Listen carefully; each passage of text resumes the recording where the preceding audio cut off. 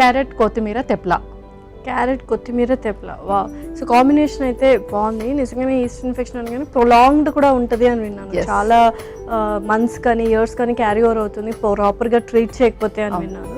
So ఇటువంటి recipes ఎంత ఫ్రీక్వెంట్గా చేసుకోవచ్చు? సో ఇప్పుడు మనం చూపిస్తున్న రెసిపీ వచ్చేసి సమ్ వైటమిన్ అండ్ అలాగే ఇన్ఫెక్షన్స్ తగ్గించడానికి కాబట్టి మనం ఇలాంటి రెసిపీస్ వీక్లో 3 to 4 times ఖచ్చితంగా చేసుకోవాలి. మేబీ ఇంగ్రీడియంట్స్ వచ్చేసి మనము కొంచెం స్వైప్ చేసుకోవచ్చు, బట్ రెగ్యులర్గా మనము హెల్తీ ఇంగ్రీడియంట్స్, ముఖ్యంగా ఇన్ఫెక్షన్ వచ్చాక మట్టుకే రెగ్యులర్గా వాళ్ళు ఫుడ్ అనేది ప్రాపర్గా తీసుకోవడం చాలా ఇంపార్టెంట్. బట్ ముందుగానే సిమ్టమ్స్ వస్తున్నప్పుడు అది కొంచెం ప్రివెంట్ చేయడానికి ఇలాంటిది వీక్లీ 3 to 4 times తీసుకోవచ్చు. ఓకే, సో మరి స్టార్ట్ చేద్దాము ప్రాసెస్? స్టార్ట్ చేసేద్దాం. ఇంగ్రీడియంట్స్ తెచ్చేస్తాం.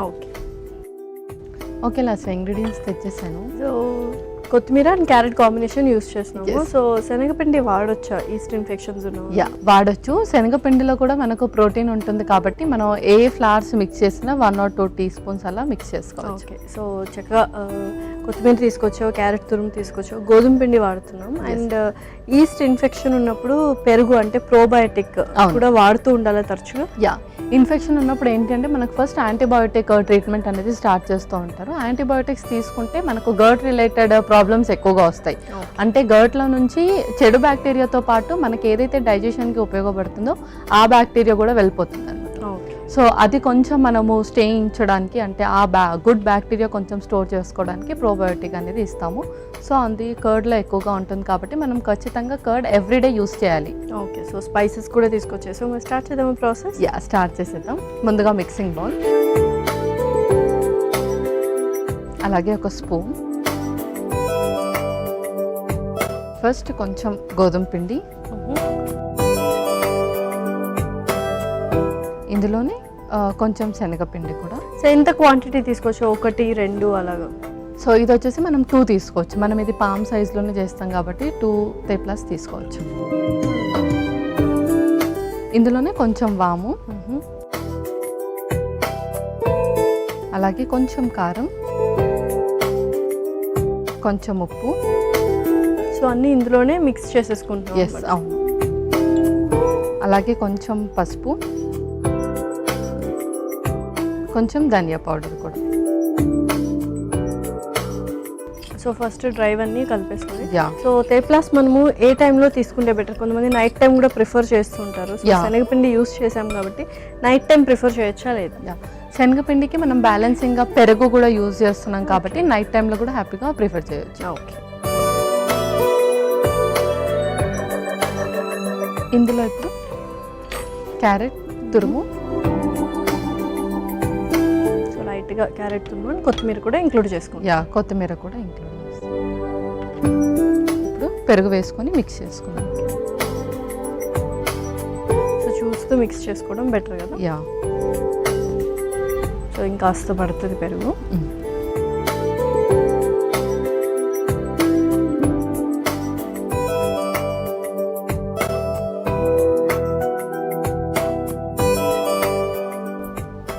సో ఉట్టి పెరుగేనా లేకపోతే మనం కొద్దిగా వాటర్ కూడా వేసుకోవచ్చు చూసుకొని? కొన్ని వాటర్ కూడా వేసుకోవచ్చు కొంచెం, కానీ మేజర్గా ఏంటంటే పెరుగుతో మిక్స్ చేస్తాం. సో ఇంకొద్దిగా పెరుగు పడుతుంది, సో దట్ మనకి వాటర్ అవసరం కూడా ఉండదు. లేదా కొద్దిగా ఆయిల్ వేసుకుంటే సరిపోతుంది. ఆయిల్ వేసుకుందాం. ఒక స్పూన్,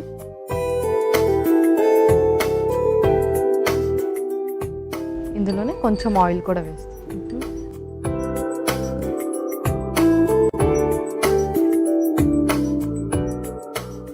సో యూజువల్గా ఇన్ఫెక్షన్స్ ఉన్నప్పుడు షుగర్ ఎక్కువ తీసుకోకూడదు, అగ్రివేట్ చేస్తుంది అంటుంటారు. సో ఈస్ట్ ఇన్ఫెక్షన్ మరి అగ్రివేట్ చేస్తుందా? లో షుగర్స్లో ఉండాలా డైట్ మొత్తం? సో యాక్చువల్గా ఏంటంటే ఇదంతా ట్రీట్మెంట్ బేసిస్ మీద కూడా ఉంటుంది. స్టిరాయిడ్స్ ఇచ్చినప్పుడు మనకు షుగర్ లెవెల్స్ అనేది చాలా ఎలివేట్ అవుతూ ఉంటాయి. సో అలాంటి వాళ్ళు కంప్లీట్గా షుగర్స్ అనేది కట్ డౌన్ చేయాలి వాళ్ళ డైట్లో. అండ్ రిమైనింగ్ వాళ్ళు వచ్చేసి కొంచెం ఆ టైంలో స్ట్రెస్ లెవెల్స్ వల్ల కూడా మనకు షుగర్స్ అనేది ఎలివేట్ అవ్వడం, ఫ్లక్చువేట్ అవ్వడం జరుగుతుంది. ముఖ్యంగా లో లేదంటే హై అవ్వడం జరుగుతుంది. సో ఎవరైతే ఎక్కువగా స్ట్రెస్ తీసుకుంటూ స్టెరాయిడ్స్ తీసుకుంటారో వాళ్ళు ఖచ్చితంగా అన్ని type of sugars cut down చేస్తే బెటర్. సో చక్కగా డవ్ కూడా ప్రిపేర్ చేసేసుకున్నాం. సో యూజువల్గా పామ్ సైజ్ లాగా చేసుకుంటున్నాం. అంతే.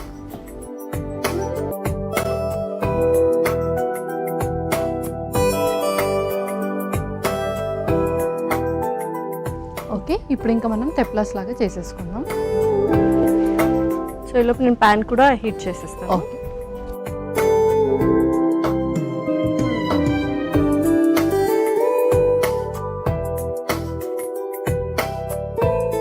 కొంచెం థిక్ కన్సిస్టెన్సీ ఉండాలా లేకపోతే చాలా థిన్ కన్సిస్టెన్సీలో చేసుకోవాలి తెప్లా? నార్మల్గా మనం చపాతీస్ ఎలా చేసుకుంటాం అలా చేసుకున్నా సరిపోతుంది. ఓకే.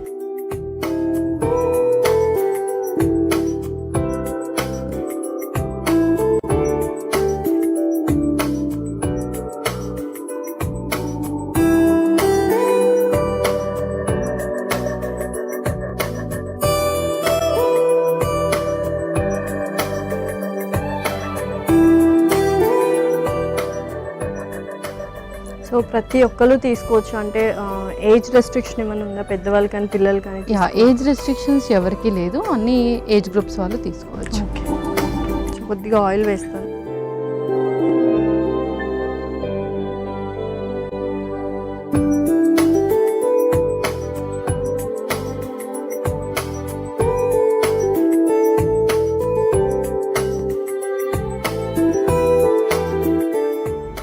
సో నాకు తెలిసి ఒకటి సరిపోతుంది. ఒకటి కూడా సరిపోతుంది.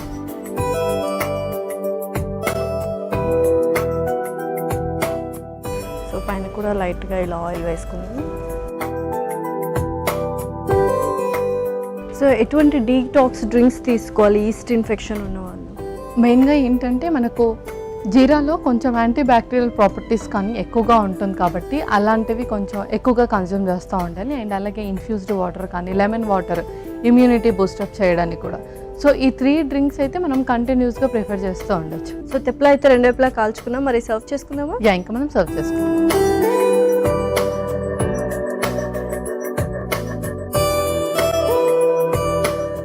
సో చక్కగా మనము వామ్ కూడా వేసుకున్నాం, ఆ అరోమా అయితే తెలుస్తుంది. సో రెడీ అయిపోయినట్టేనా? ఎలా క్యారెట్ కొత్తిమీర తెప్లా రెడీ అయిపోయింది.